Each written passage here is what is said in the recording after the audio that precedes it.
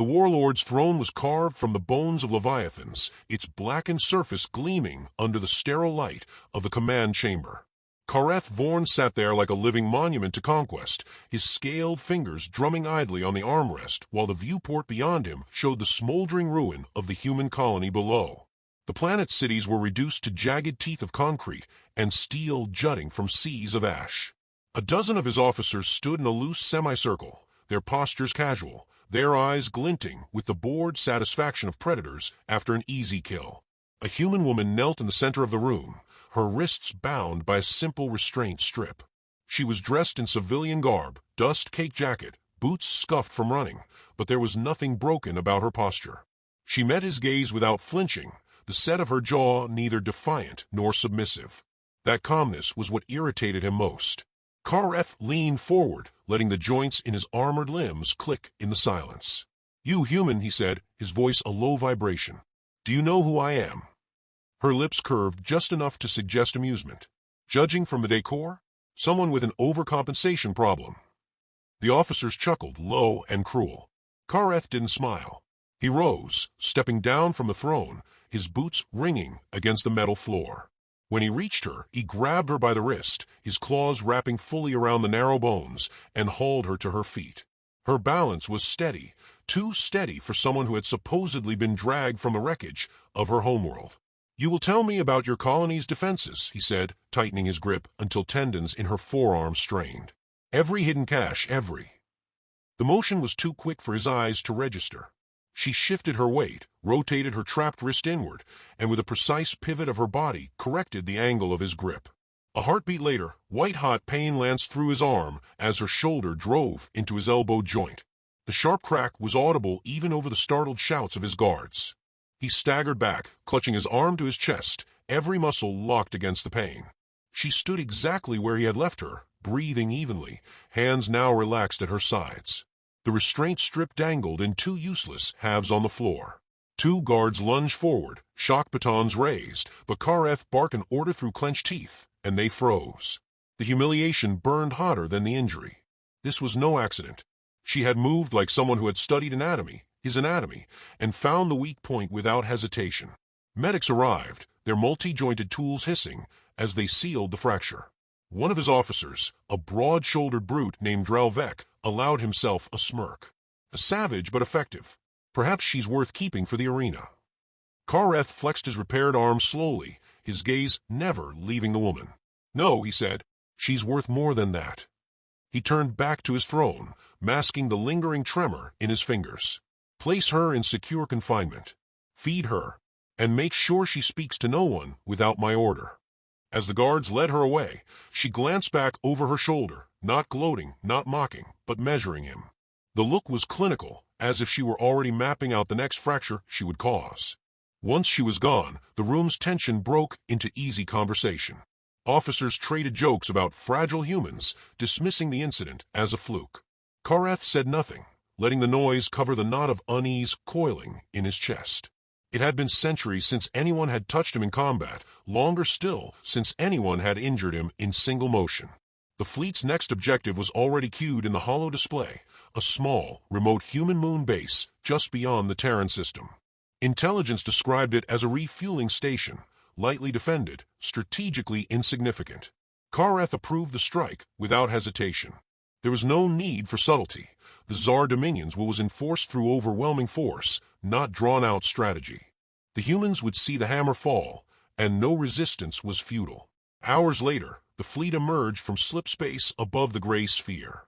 The base floated beneath them like an unremarkable speck against the void, its docking arms empty, landing bays unshielded. No defensive batteries powered up. No ships fled. On the main channel, a voice crackled through in perfect Tsar. "Proceed. The board is set." The words were flat, uninflected, and ended with a click of termination. Kareth frowned. He ordered the bombardment to begin. The first wave of dropships descended unopposed. Then, without warning, automated turrets rose from the barren rock and locked onto the fleet's escort craft, tracking them with uncanny precision. Patterns emerged in the targeting, shots fired not at random, but anticipating their evasive maneuvers. The Dominion pilots swore over comms as supply barges in orbit abruptly vanished from sensors, as though they had been swallowed whole. Kareth watched the tactical screen. The humans weren't trying to repel them. They were studying them. Every volley, every maneuver, was answered not with panic, but with quiet, deliberate adjustments. He gave the order to withdraw before the second wave landed. As the ships pulled away, he glanced once more at the tactical display, and the unease from earlier returned, sharper this time. Somewhere in the secure hold, the human woman would be smiling. And for the first time in decades, Kareth Vorn wondered if he had just stepped into someone else's trap. The warlord sat alone in his private chamber, the soft hum of the ship's core resonating through the metal walls. His arm was healed, but every time he flexed it, a phantom ache reminded him of the moment it had been broken. On the display before him, lines of captured human data scrolled downward: maps, fleet rosters, archive communications.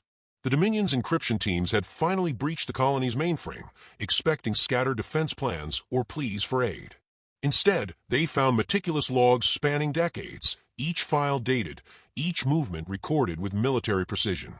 The colonies destroyed over the last year had been chosen, not defended. Their fall had followed a pattern that now stood out like a knife in the dark. He leaned forward, eyes narrowing as he studied a sequence of deployments. Several outer colonies had been stripped of heavy armaments years before the Dominion arrived. Civilian evacuation routes had been pre-charted, the populations dispersed. It was no desperate scattering, it was placement. As if humanity had been seeding its own pieces across the board, waiting for the right moment to move. When he summoned the human prisoner, she was escorted in by 2 guards, unshackled but watched closely. She walked with the quiet assurance of someone certain she was in no real danger. Kareth gestured toward the display. "You've been playing us," he said. Her gaze flicked to the files and back to him. "You think this is new information to us?" "Your colonies fell without a fight," he pressed. "You allowed it." She gave a small shrug. "You like patterns, don't you? We like data. You were predictable. We mapped you before you ever set foot in our skies." The bluntness irritated him more than any insult. "For what purpose?" "To make you feel confident," she said simply. "Confidence slows reaction time, and we needed time." Before he could push further, the comms officer's voice cut in from the wall speaker. "Warlord, we're receiving a transmission on open frequency. Priority code unknown." Kareth ordered it routed to the chamber. The screen shifted to the face of a human male, gray-haired, lean, dressed in a crisp dark uniform with no visible insignia. His tone was polite, almost conversational. "Admiral Hayes, Earth Fleet Command. I assume you're Kareth Vorn. If I'm wrong, you'll forgive me for the presumption." Kareth said nothing. The man continued. "I'd like to invite you to a demonstration," Hayes said, reciting coordinates. "You can send scouts if you prefer. Or you can come yourself. Either way, you'll learn something important about us." The transmission ended without flourish. No threat, no insult, just certainty. Kareth sent 3 of his fastest recon craft to the coordinates. They reported arrival at empty space, sensors clear, nothing of note. Then their transmissions cut off mid-sentence. Seconds later, human warships appeared on the Dominion fleet's outer flank, not through slip space, but simply there, as if they had stepped out of the void itself. The attack was surgical. 2 escort cruisers were crippled before they could power weapons, their reactors shut down without catastrophic detonation. The human ships withdrew after less than a minute, leaving behind nothing but drifting wreckage and stunned silence. Kareth replayed the tactical logs again and again. The vectors didn't match any known form of faster-than-light travel. Later, in the stillness of his quarters, he accessed the Dominion's cultural intelligence files on humans. It was standard procedure to study enemy customs and art for propaganda use, but the archive was mostly considered trivial. He searched specifically for human warfare. Thousands of entries appeared, footage of muddy trenches filled with men and women firing rifles into choking fog, armored vehicles grinding through snow, aircraft diving through tracer fire, cities leveled to ash, insurgents fighting from alleys and rooftops. The footage spanned centuries, each era more advanced, each war more costly. He noticed something unsettling. Even in defeats, there was no collapse of will, no begging for terms. Human history was not a march toward peace. It was a cycle of adaptation and escalation. Their conflicts ended only when one side was utterly incapable of continuing. And even then, the defeated rebuilt with war in mind. A voice at the door broke his concentration. It was Dralvek, looking uneasy for the first time in months. Council has requested an update. Some think you're overestimating them. Kareth closed the archive. Do you? Dralvek hesitated. They're dangerous, but the Dominion has crushed dangerous foes before. These are only humans. He didn't reply. When the council meeting began via HoloLink, the chamber filled with the projected figures of high-ranking Tsar officials. Some smirked openly at his report, dismissing the demonstration as a well-staged ambush. One elder suggested that Kareth's recent injury had compromised his judgment. A few counselors looked troubled, but they said little, wary of political backlash. When the meeting ended, Kareth stood alone again. The unease was no longer a faint thread, it was a weight in his chest. If the humans had been planning this war for decades, it meant every step the Dominion had taken might have been foreseen. His victories might not have been victories at all, but moves in a larger game. He thought of the prisoner, of the calm way she had looked at him after breaking his arm. That was not defiance. That was familiarity. As though she had already seen the end of the fight and was only waiting for him to catch up. For the first time in his career, Kareth considered the possibility that the war was no longer under his control. And worse, that it never had been. Ilara sat on the narrow bench in her cell, tracing a finger idly along the seam where wall met floor. The guards outside had stopped trying to engage her after the first day. She didn't pace, didn't rant, didn't plead. Instead, she watched. Every shift change, every coded knock on the bulkhead between guard rotations, every faint fluctuation in the ship's hum when it adjusted trajectory, she marked them in her head like beads on a string. When the door hissed open, she didn't look up until she heard his footsteps. Kareth stepped inside without speaking, his shadow filling the cramped space. His arm no longer ached, but the memory of its fracture lingered as a phantom itch under the plating. She noticed his stance before anything else. Not the looming swagger he'd worn before, but a coiled stillness, as if he'd learned she might move faster than he could react. "You should have killed me when you had the chance," she said quietly, as if continuing a conversation they'd started days ago. The flicker in his eyes was brief. "I still can." "Too late," she replied, meeting his gaze with a faint smile. "We've already moved the pieces." Her confidence was an irritant and an answer. Kareth left without another word, but her voice followed him down the corridor like a splinter under the skin. Hours later, the Dominion's war maps began shifting with an urgency the fleet hadn't seen in years. Supply routes across 3 sectors were being harassed simultaneously, convoys disappearing between jumps without distress calls. Orbital shipyards in core worlds reported sabotage, so precise it bypassed entire defensive grids without triggering alarms. Even the Dominion's private intelligence networks began receiving contradictory orders from their own encrypted channels, as though someone had duplicated their authority codes. When Kareth confronted his tactical staff, their reports were almost apologetic. The humans weren't claiming territory. They weren't planting flags or sending demands. They were dismantling the Dominion's ability to function, one artery at a time. Without supply, without comms, without the quiet machinery of empire, the warlords' fleets were still powerful but paralyzed. It was Dralvek who finally brought the proposal to break the cycle, a concentrated strike at the suspected human command hub in the Icaron Belt. Intelligence suggested that the fleet's recent operations had been coordinated from a mobile station somewhere within the dense asteroid field. Kareth approved without hesitation. A decisive victory could break whatever momentum the humans thought they had. The fleet emerged into the belt with weapons primed. At first, their sensors showed only the dead silence of drifting rock. Then they detected faint energy readings in the far quadrant. Dominion warships surged toward the signature, weaving between rotating asteroids that blotted out entire stars. What they found was an empty staging area, a few decoy satellites, some inactive defense turrets, nothing with the heat signature of a command center. The first wormhole tore open, less than a kilometer from Kareth's flagship. It was not the chaotic swirl of unstable rifts, but a perfectly symmetrical aperture, like a doorway cut in the fabric of space.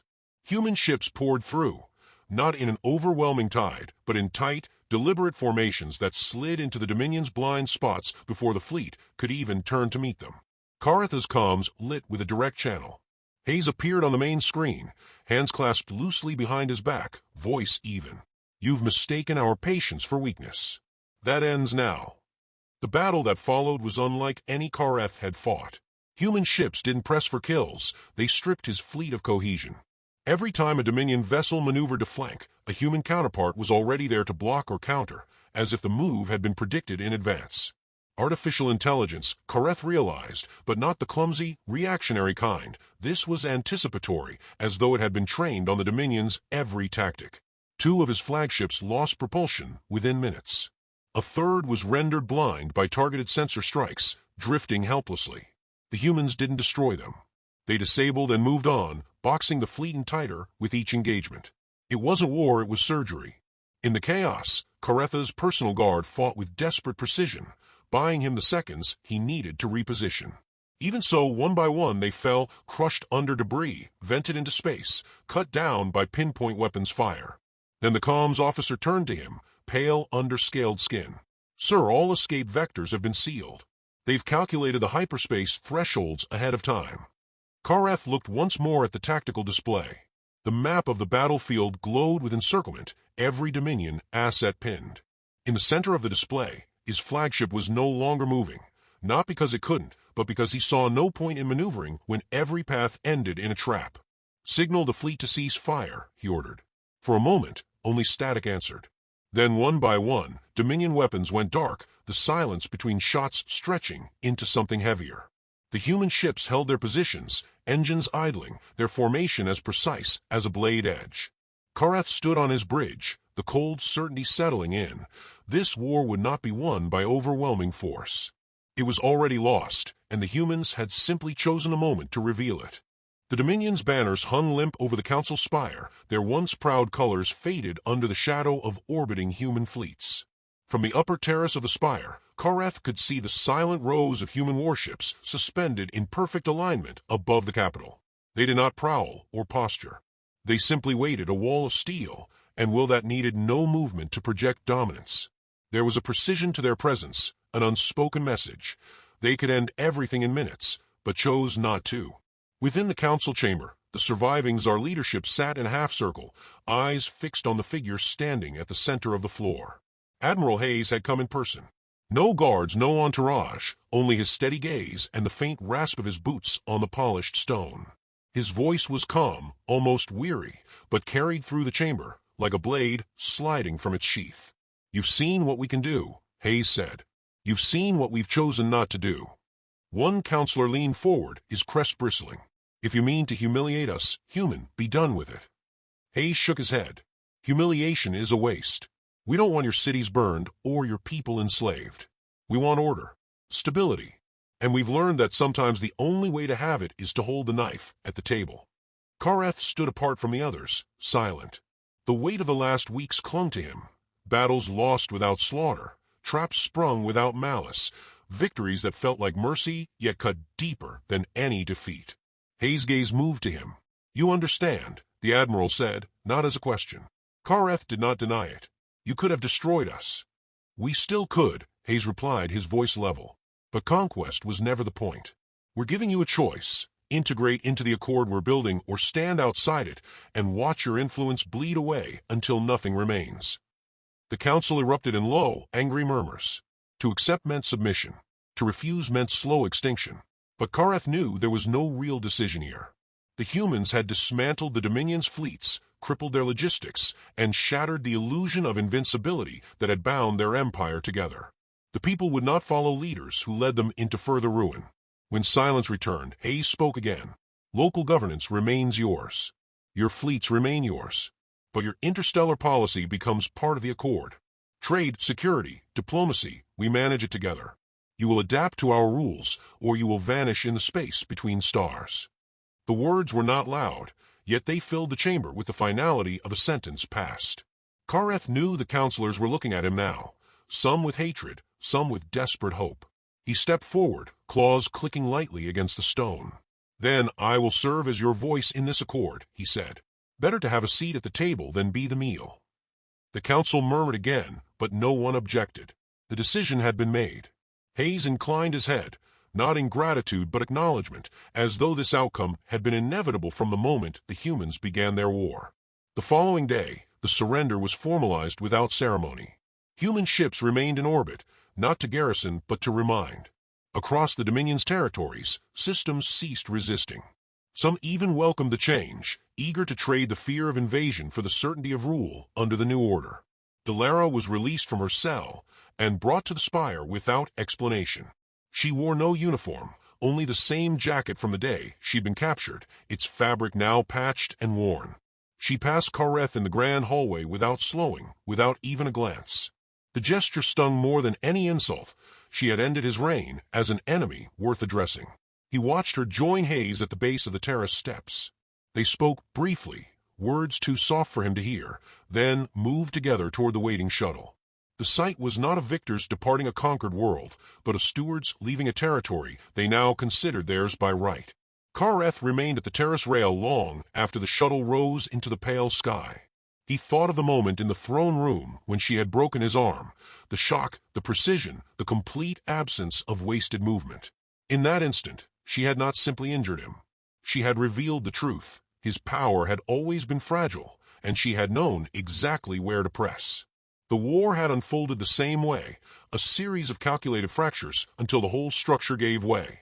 In the weeks that followed, the Dominion's banners were replaced with the emblem of the Accord, interlocking rings that meant unity to some, dominance to others. Kareth attended the first joint council sessions, speaking when asked, observing when not. He found himself studying the humans as much as they studied the galaxy. They were not euphoric in their victory. If anything, they seemed unsettled, as though winning had cost them something intangible. On the evening of the first full Accord meeting, Hayes approached him privately. "We didn't start this war," the Admiral said, looking out toward the glittering span of ships beyond the viewport. "But now that we've remembered what we are, we won't forget again." Kareth understood the warning. The humans had awakened to their own potential, and there would be no returning to whatever quiet they'd lived in before. The galaxy had shifted, and the center of gravity now sat firmly on Earth's side. He gave a slow nod. "Then the rest of us will have to remember as well." Beyond the glass, the fleet began to move, not retreating, but expanding outward into the dark. The lines of their formation were as perfect as ever, and Kareth found himself wondering how many other empires were about to feel the same cold weight settle in their chests. The war was over, but the game had only just begun.